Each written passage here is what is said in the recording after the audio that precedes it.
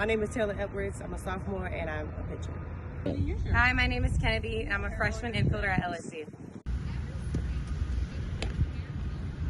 Hi, I'm Savannah and I'm a junior outfielder at LSU. Hi, my name is Danica Coffey. I'm a freshman. I'm a middle infielder.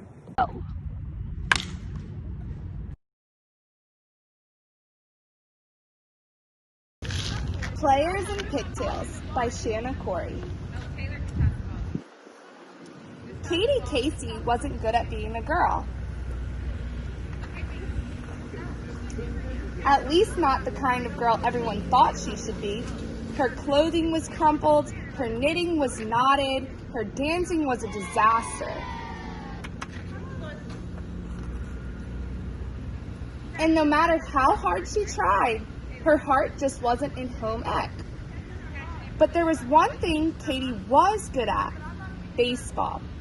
Katie could catch any ball with any mitt with her eyes closed. She could hit any ball with any bat with one hand behind her back. She preferred sliding to sewing, batting to baking, and home runs to homecoming. Her parents were not pleased at all. "Why not piano or painting?" they pleaded. "What good is baseball to a girl?" But Katie wouldn't be swayed. She walked baseball, she talked baseball, she even dreamed baseball. She went to the ballpark every chance she got. She loved the hot dogs and peanuts. She loved the shouting and singing. But most of all, she loved watching the professional players play ball. Sometimes she even imagined she was one of them. Every spring, she showed up for the Fairfield High team tryouts. And every spring, she was turned away without even getting a try. "Better stick to ballet," the boys said. "What good is baseball to a girl?" But baseball was starting to change. America was at war, and more of the country's boys, including the professional baseball players, were going off to fight. The fields were almost empty, and the fans were getting frantic. Even President Roosevelt was worried.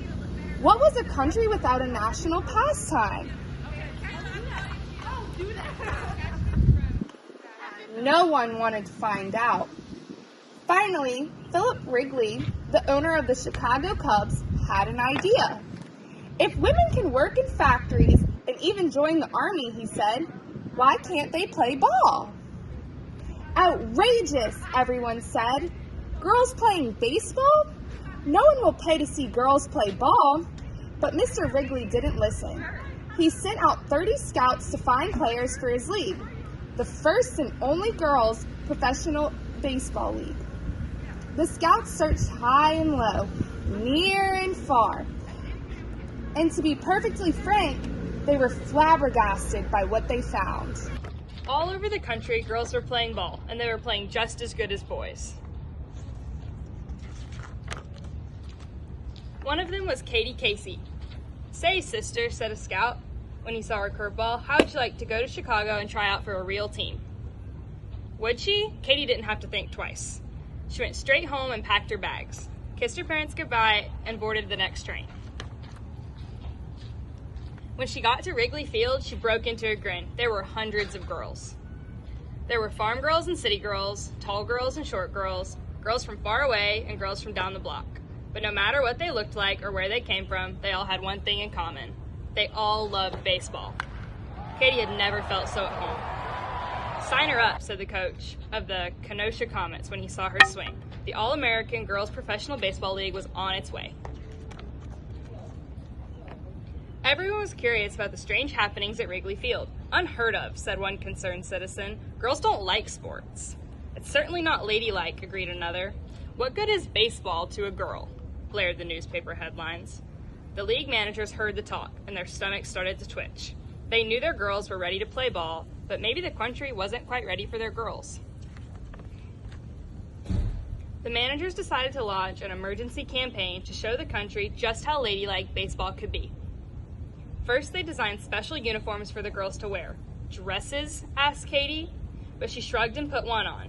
After all, at least she was getting to play ball. Then the manager signed the teams up for charm school. "Pinkies out, girls. Posture," cried the teacher. "Think swans."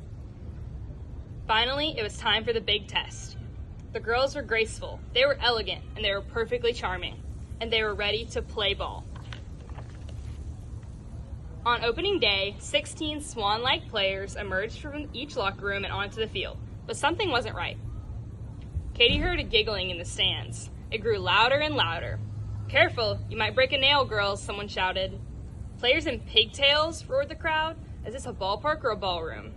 Everyone laughed themselves silly until the All-American baseball girls were ready to play. And they played, by far, the best ball any of them had ever played. By the bottom of the ninth, the score was Rockford Peaches 9, Kenosha Comets 6. Bases were loaded, and Katie Casey was up to bat for the Comets. She stepped up to the plate and looked out at the stands. She'd been waiting her whole life for this. The pitcher threw the ball, and Katie swung. Crack! The ball sailed up into the air, and Katie took off running. "It's a grand slam home run," shouted the announcer. The crowd went wild, and Katie cheered right along with them, because for once, no one was asking what good baseball was to a girl. They were all too busy talking about how good girls were for baseball.